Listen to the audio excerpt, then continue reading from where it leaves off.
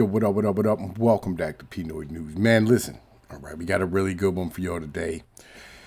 I'll be honest with you, it's been about a week and a half. I apologize. I've been exhausted and stressed and working my balls off and going fishing and taking care of things and being outdoors with the kids and just doing me as a whole. Just in general, doing me. So with that being said, you know what I'm saying?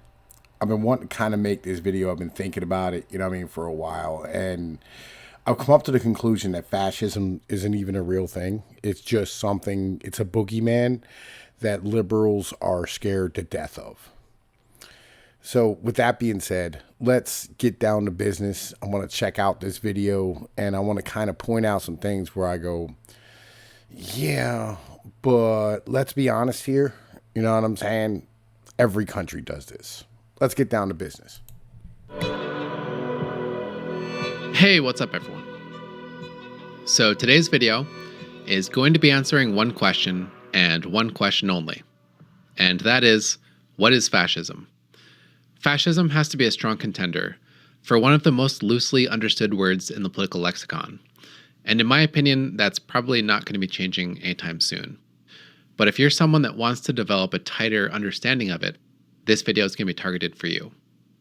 To date, there have only ever been two governments that have even remotely uncontroversially been considered fascist. And those are the governments of Italy and Germany, established between World War I and World War II. Calling Germany fascist is slightly controversial, but I'm not going to get into that here. In my opinion, Nazi Germany was fascist, and I think that will become clear as I talk about it in the video. But either way, it shouldn't change my conclusions. You should be able to theoretically drop Germany from my analysis here, and my conclusions should still hold up. But I will talk about Germany in this video. So I'm going to mostly cover Italy first and Germany second, but I will to some extent go back and forth between the two for the sake of comparison. To the surprise of no one, this video will get dark. I'm not going to show anything very graphic, but I'm also not going to intellectually shy away from the subject matter either. And the subject matter will get dark, especially when we cover Germany. So if you're trying to, I don't know, go on a picnic or something after this, this might not be the video for you. But for the rest of us, we're going to cover Italy first and Germany second. And then at the end, we're going to circle out and see what we can say about fascism based on that. And yeah, that's the plan. All right. So, you know what I mean? Like this guy here, you know what I mean? He might seem like a soy boy intellectual type of individual. And he probably is, right? In the end of the day. But, you know, he does do a really good in-depth breakdown of this. So we're going to get down to business and, you know what I mean? I'm going to chime in when I need to chime in and correct things and have a real conversation about this. Because, like, I believe that intellectually, I can prove that fascism is not real. Right, in the end of the day, because what I think fascism is basically a populist leader that has been empowered to get rid of an international oligarchy, and that scares the shit out of liberals, and that's why they call it fascism, right? But it's not a real thing. Let's get down to it.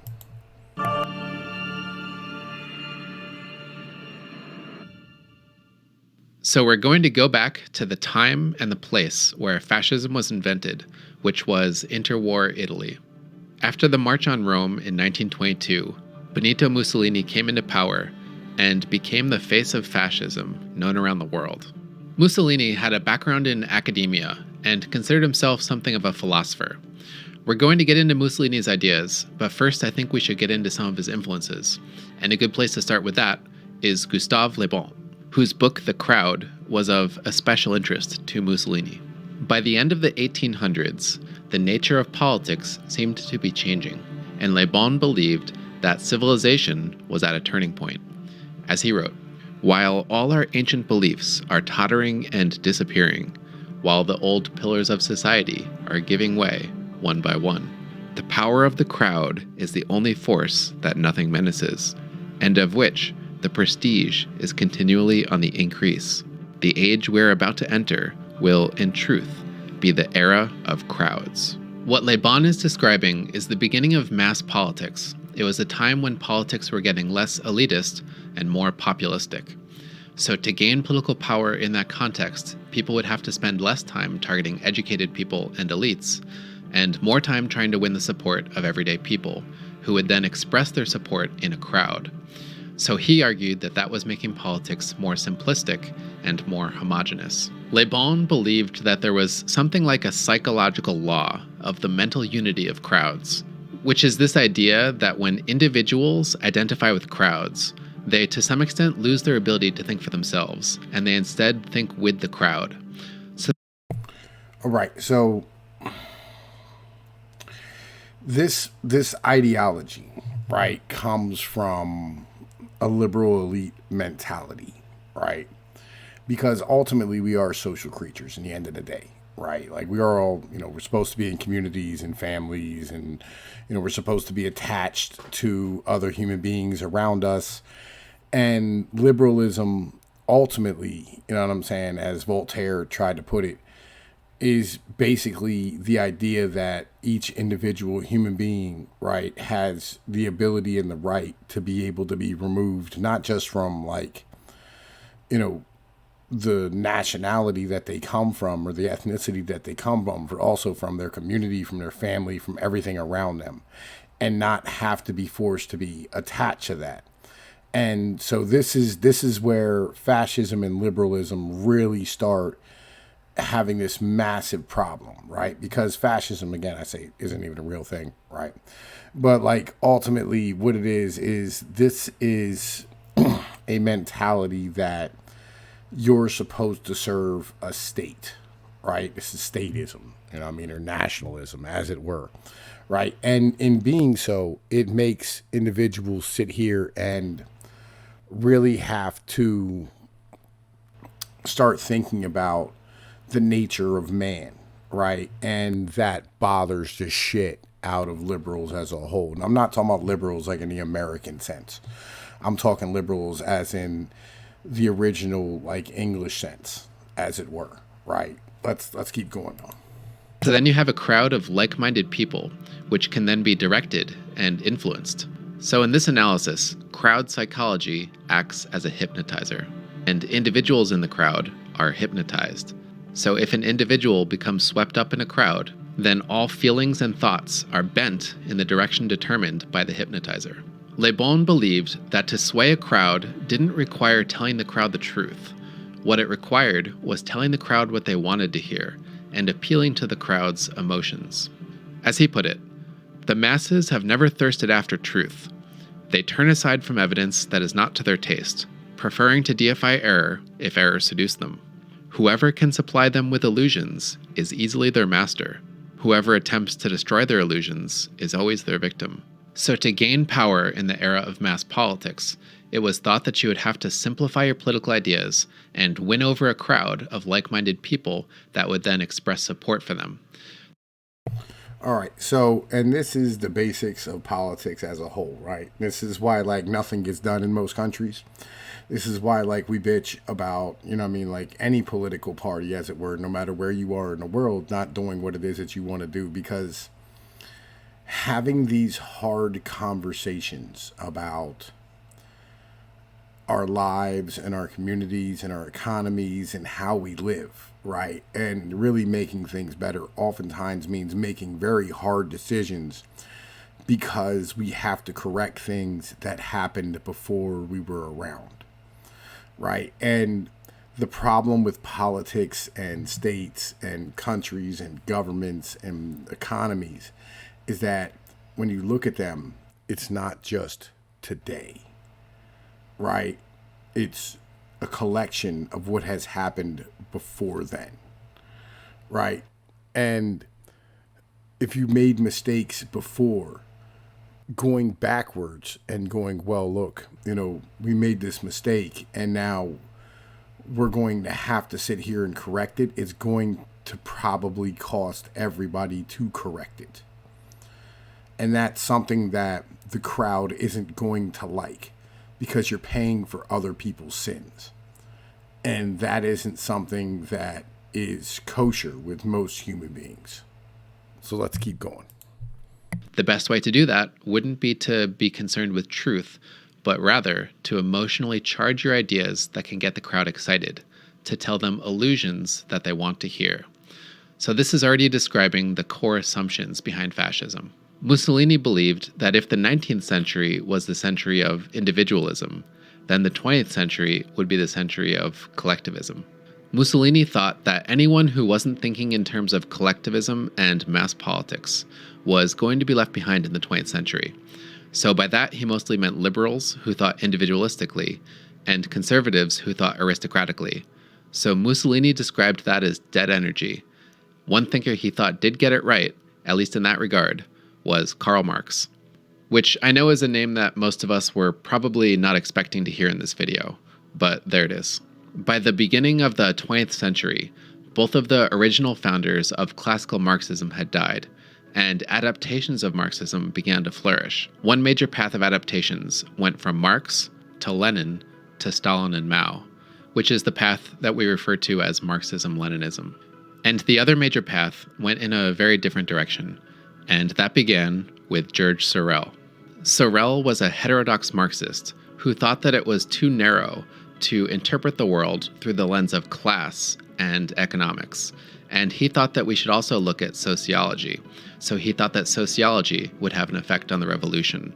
So he specifically thought that in order to create the ideological unity needed for the revolution, people would have to create mobilizing myths. These myths are stories that are supposed to contain all the strongest inclinations of a people, stories that people are inspired by and cherish and hold above criticism. The myth that Sorel chose was the myth of strikes. So Sorel tried to build up this mythology around the idea of strikes to get people to rally around the idea and to start the revolution. Italian fascists liked Sorel's ideas, but they adapted them. So to finish sketching out this path of adaptations, you have Marx, then Sorel, then Mussolini, and Hitler, which is the path of fascism. Although, unlike the path of Marxism-Leninism, by the time you get to Mussolini and Hitler, their ideas don't really resemble Marxism at all.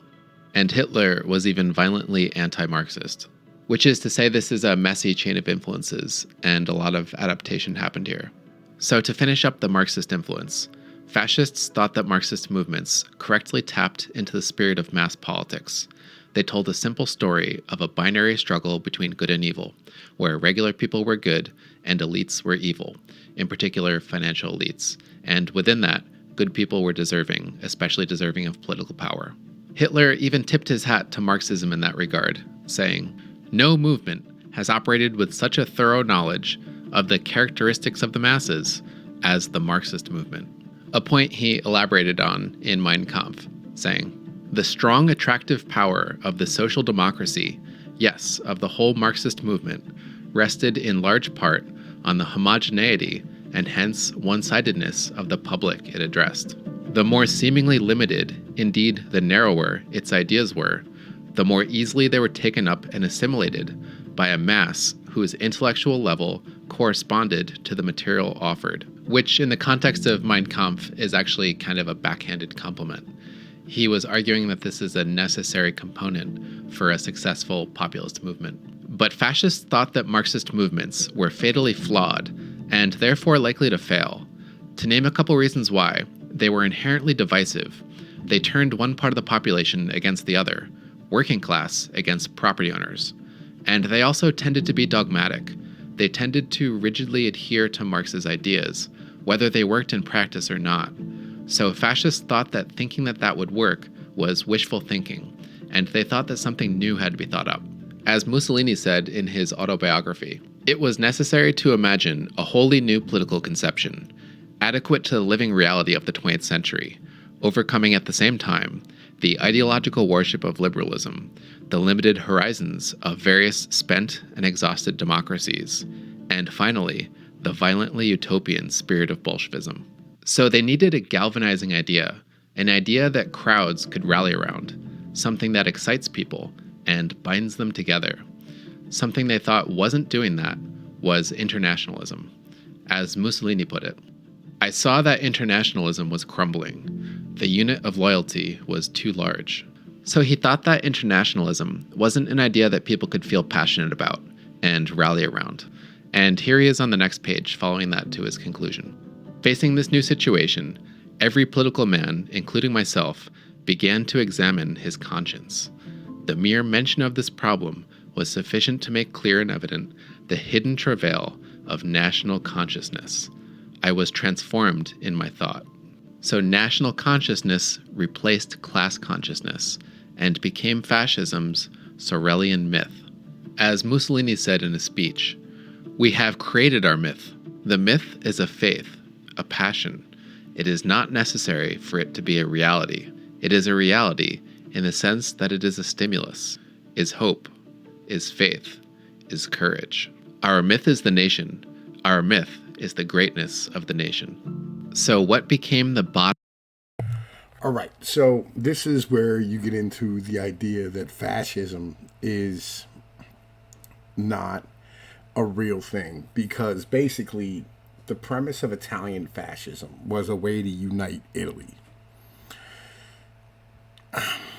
Okay, so Italy has a major problem in that it has a north and a south. And there's a huge divide in who the people are at not just an ethnic basis, but also in an economic and a social basis. So the northern part of Italy has it actually is the area of the world that has the greatest has the highest value added goods in the world, right? Lamborghini, Ferrari, Pagani, Bugatti, things like Prada, right? Like all these very, very high end stuff. And the south of Italy is very, very rural, very backwoods, very religious, very conservative, very, very poor, right? And it basically missed all of the international, how do I put it? The international like investment that northern Italy did. And so, in order to unite this nation, what you have to do is you have to hearken back to the idea of the Romans and the Italians and the mythos of what Italy is, right? In the same way that they do with America, right? You know, when you saw Brian Williams sign off his last time on CNN, he said, I am, he said, I'm not a, conservative. I'm not, a liberal. I'm a institutionalist. I believe in this place, and I believe in this place, and to my love of country, I will yield to no one. That's an important ideology to understand, because it's something that, when you start looking at politicians and they sit here and go, I'm American, and they usually have like pictures of them shooting guns or, whatever the case might be, right? Or you'll see things like this, right? Where like you'll just have a whole town just full of flags going down the street, right?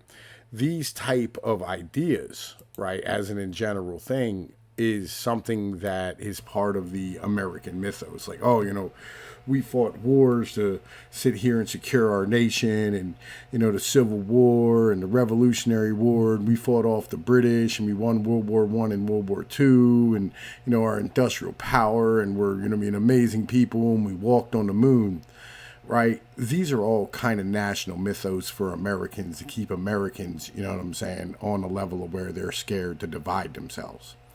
Right. And it's the same way in a place like Italy, where like Italy these guys stood here and said, hey, look, we're Italians, and that means something. It's a beautiful thing. It's engendered in who we are, right, as a people. And each of you, is part of Italy, and you're all part of this, this conglomerate. Right, you're part of this nation, and we should, protect and, strengthen this nation rather than worrying about being individuals who are internationalists. Right, this in the idea of the fascist, as it were, right, was a way to get not just the upper class, not just the lower class to move and to get behind this movement, but also to get the upper class. You had guys like Enzo Ferrari, who was a rampant patriot, of Italy, right? And patriot's not something that is just an American word. It's a word that just means love of country, right? It could be any country. You could be a British patriot. You could be a German patriot. You could be, you know what I'm saying, an Italian patriot. You could be a Chinese patriot, right? You know, these things are these words are used everywhere, right? And in order to sit here and how do I put this? If the people you're selling your goods to believe in something, you are going to back that because it'll allow you to sell more goods because you can connect with them on a personal level, right? These are things that, are important to understand as a whole. All right. So let's keep rocking.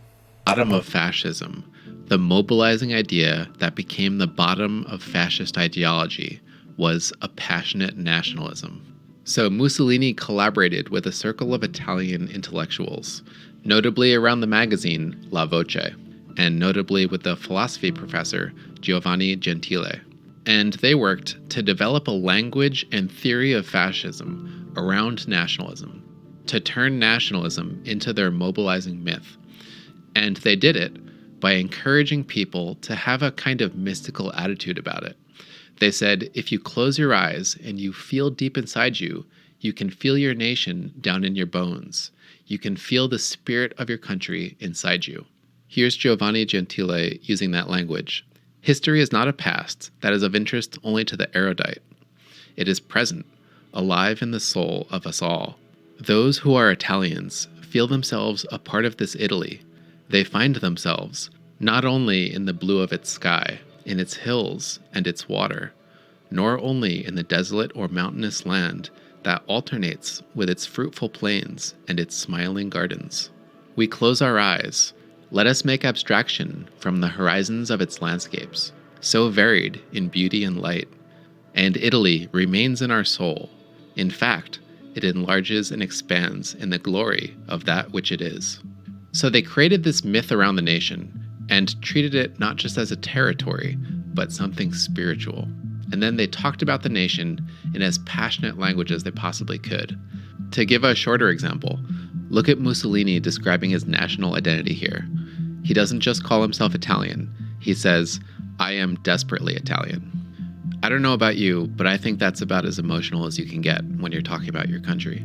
National identity is something that all citizens of a country technically share. So what fascism tries to do is it tries to stir up the emotions of the public to get them to unite and rally behind the idea. See, and this is where you start losing me with fascism, right? Because as an American, right, who grew up in America, right? I don't know about all the rest of y'all, right? But that shit was pounded into my head by public and private institutions my whole life, right? It was my country, 'tis of thee, sweet land of liberty, of thee I pray. Land where my father's home, land where my mother's roam, right? And you know what I'm saying? And these entire ideologies, right? These things that were put into us as kids, right, is our national identity, as it was, right? It was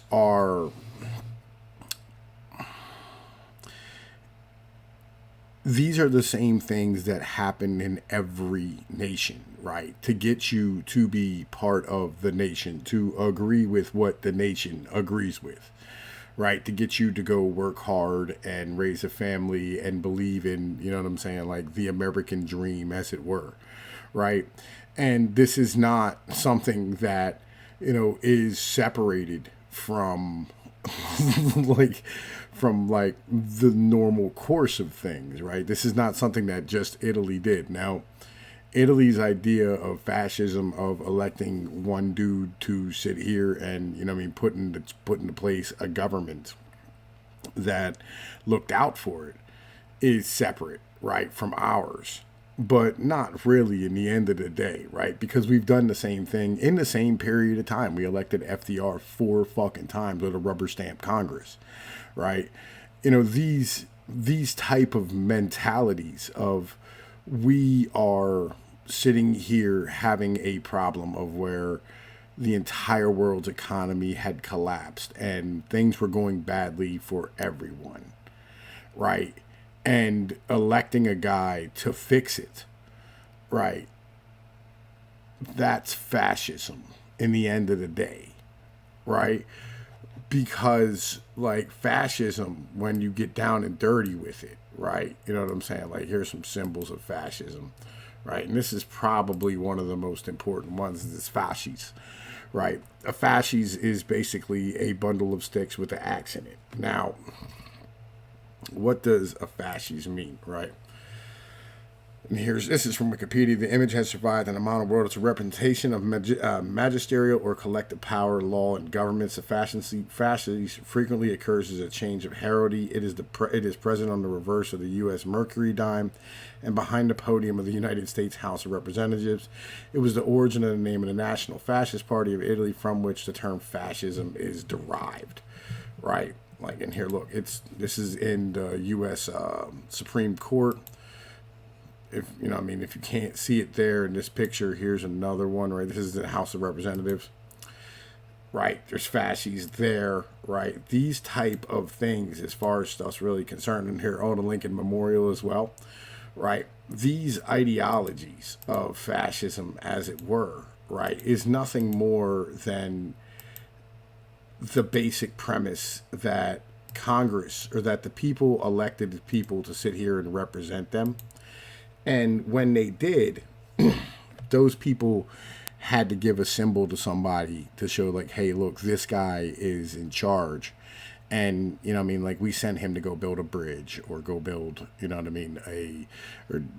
aqueduct, or to conduct a war, or to get a place in order that was, needed policing, right? Or, to collect taxes. These people were given a fasces from a local magistrate.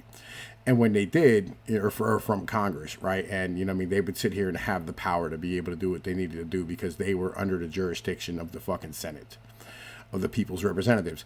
A fasces is a symbol of democracy.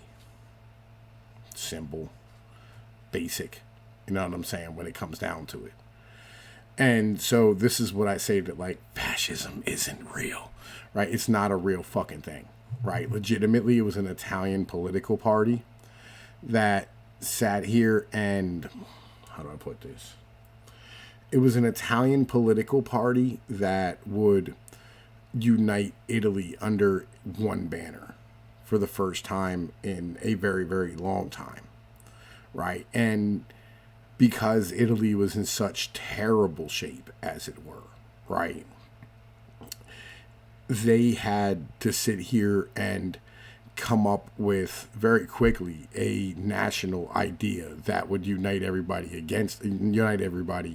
And one of those things was to go against the international order, right? And that's why it is that fascism is shit upon the way it is in popular culture, right? Is because literally, like, the people in the powers, or the powers that be internationally, right, hate the idea that you're going to have a country, in particular in the Western hemisphere, or in the Western, like, civilization, whether it be Italy, Germany, Russia, whatever the case is, where there's white people who are not going to be internationalist and be in collective agreement with the rest of white corporate power.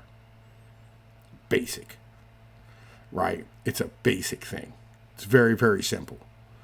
And that's what fascism really is about. That's why, like, people think about it the way they do, right? Because it's not real. It's not a real fucking thing. It's just nationalism, right?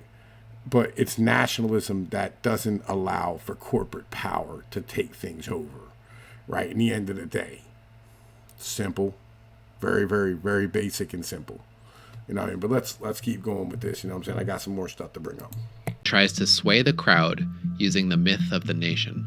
Something that's distinct about fascism, something that separates it from other versions of nationalism, is that for fascists, Their nationalism is an overriding principle. It overrides all other traditional or moral or political concerns. Going back to this Mussolini quote, "Our myth is the nation. Our myth is the greatness of the nation." And then look what he says next. "And to this myth, this greatness, which we want to translate into a total reality, we subordinate everything else." That's actually an accurate description of fascism. If the question is, what does a fascist say or do? And we're talking about Italian or German fascism here. The answer is, whatever brings about the greatness of the nation. They say whatever they need to say, and they do whatever they need to do in order to bring about the greatness of the nation, at least in their minds. Here's Mussolini describing the common goal between German and Italian fascism. The objective, which both wanted to achieve and have achieved, is the same: the unity and greatness of the people. So this is a two-part objective. Part one is to unify the people using the myth of the nation, and part two is to bring about the greatness of the people by bringing about the greatness of the nation. So then I think it's natural to ask, what do they mean by making the country great? And fascists tended to leave that answer pretty vague. Here's Mussolini saying, Yo, look, because it's not a real thing. That's why they left it vague. It's because it's not a real thing, right? Legitimately, this is an Italian political party, right? In case you didn't know, right? I don't know if Mr. Chapman will watch this or not. I hope he does. Like, I'd be really honored if, like a bigger YouTuber sees this and goes, "Hey, man, listen, you make some good points." I hope, maybe, So, I don't know if you know anything about political parties, but they lie. They propagandize, right? Like propaganda is just normal, right? I don't know if you should read Edward Bernays. Bernays is, a fucking great guy to read about propaganda, right? But like legitimately, like when you talk about like what is greatness and what is this, right? And you try to like nail this down, this is going to get very, very muddy very quick because they're retarded, all right? They lie just all the time. They constantly lie. And they're there to garner power, right? That's all it is. And they're there to achieve a goal of a mentality set in their head, right? So the belief of guys like Mussolini and Hitler was that like, hey, look, our country is amazing. So therefore, like, we should have, these amazing things in our country, right? And like our country should do these amazing things, whether it be like Italy taking over Ethiopia, or whether it be Germany, taking over, reinstituting basically the Austria-Hungary fucking empire and shit, right? Like either way it goes, this is the idea of a great country, is to sit here and achieve the goals set out within, the party platform, as it were, right? When you read guys like Machiavelli, right? Machiavelli's The Prince was nothing more than a book trying to propagandize the elites in the country to unite Italy to be able to let her survive, when you had these giant nation states that were basically stripping out the city-states that had existed at that point, right? Because Italy wasn't a unified country, right? And it hadn't been unified until, like, let's be honest here, 1922, you're talking about maybe 50 years, top end, of Italy even just existing, right? And what happens at, like, the 50, 60, 70 year mark of every country, and, America had to go through it too, is you end up having to correct the original premises of the people who brought that country together if it was separated before then, right? Like America, you know what I'm saying, like was under the Articles of Confederation. Washington came and put in the Constitution. And then Lincoln sat here and said, like, no, we're not individual states at all. Like, this is one nation. It's an important premise to understand. Right? Italy, same thing with Mussolini, right? Where it was, we need to solidify this state. This is things that, we have to look at, because you have to look at this as a whole, in the idea of this is like a period of history, and not just that this is a political ideology at the moment, right? Because you cannot place this in today's period and then go, well, why did they do this, right? Because it'll never make any sense to you with that, because it just doesn't, right? But if you place it in its proper perspective in history, where you have the entire world collapsing, Britain's letting go of, we're coming to the very end of the colonial powers period and expansionism, and things are solidifying on the international stage, and you have these international like industrialists who are just taking advantage of every country on the planet, where it doesn't matter where it is, right? You're going to have people who crop up and go, nay, nay, nay, right?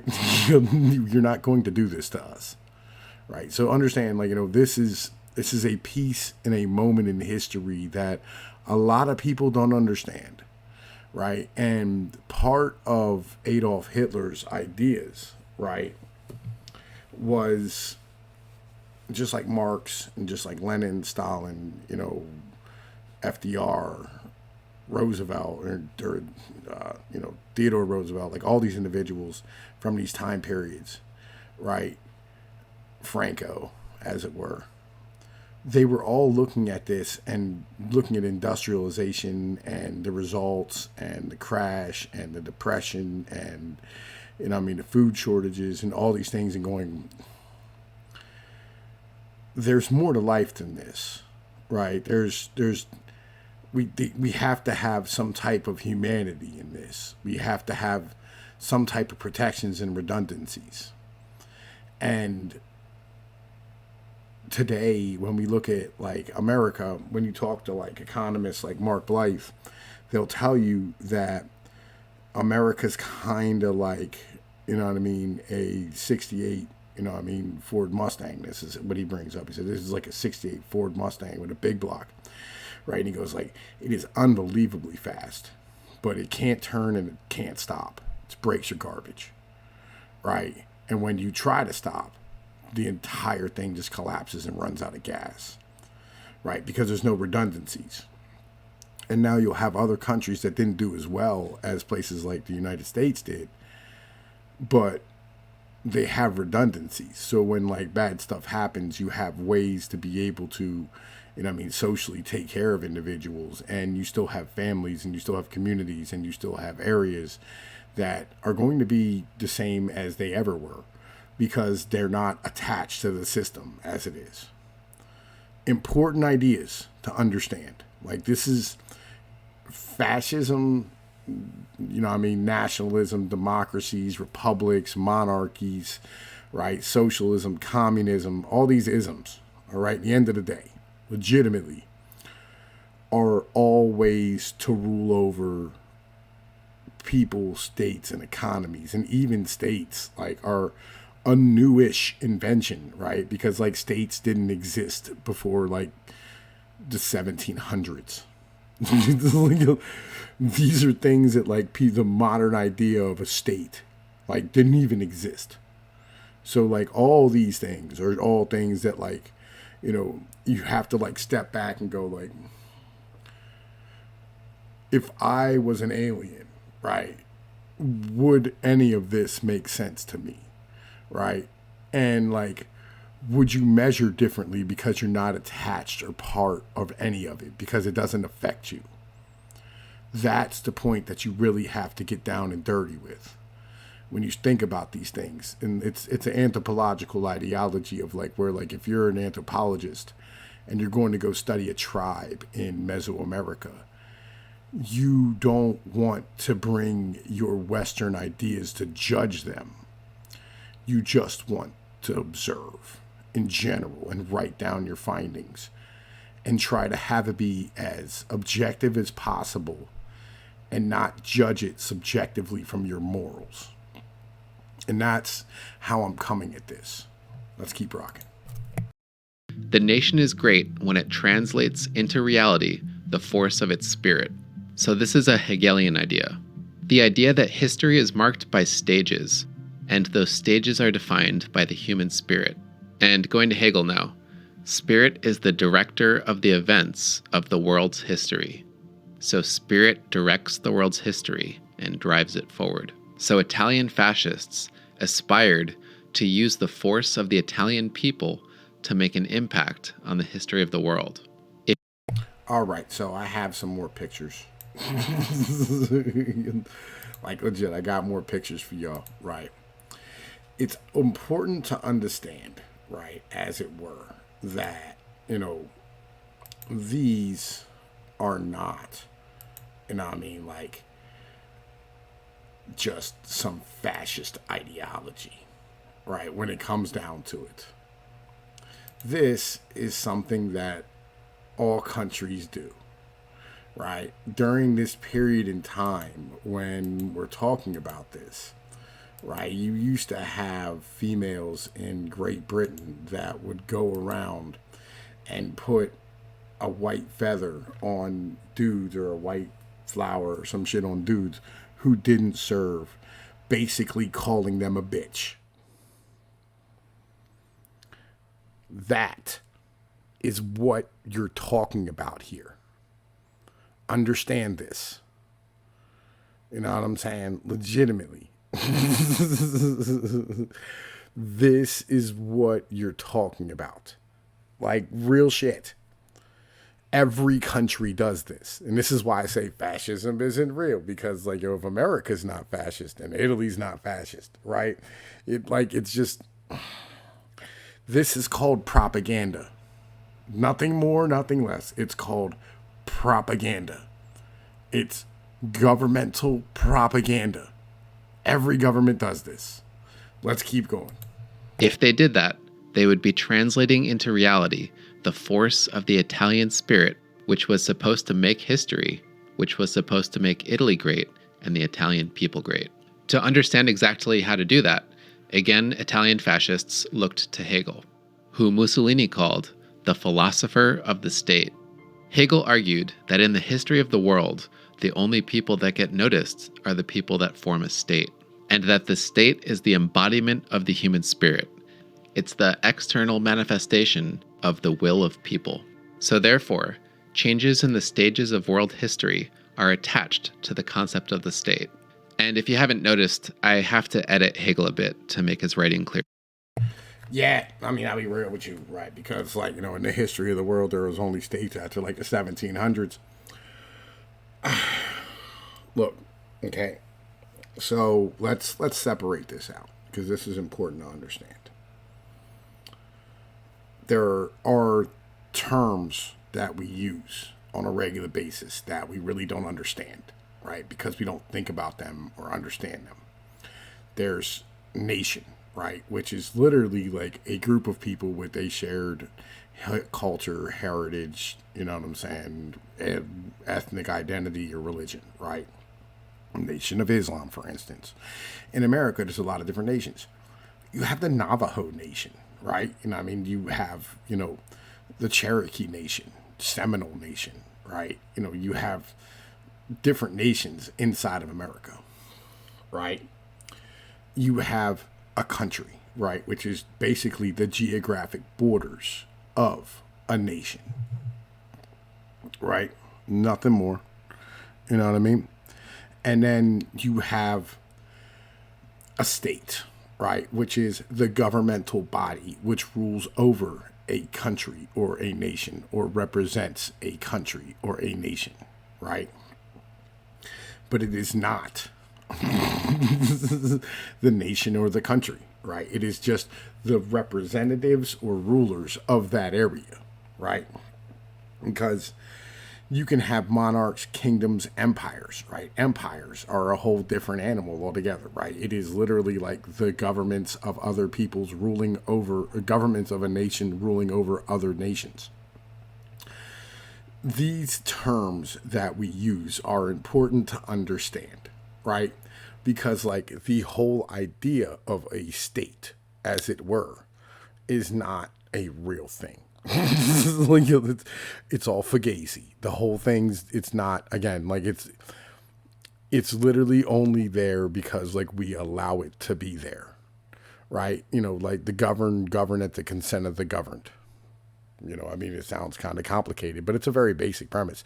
People allow their government to rule over them, nothing more, right? In the end of the day. So, like, the idea that a state, I mean, is the only thing that has changed history. You could argue that, like, the Mongols never had a state, right? Legit. Never did. The Mongols were a raiding horde of individuals who would go in, take over an area, and exact tribute.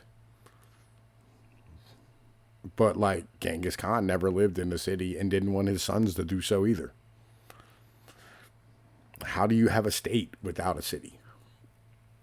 Like, legitimately. Like, how do you have a state without a governing area? Without government? How do you have a state without government?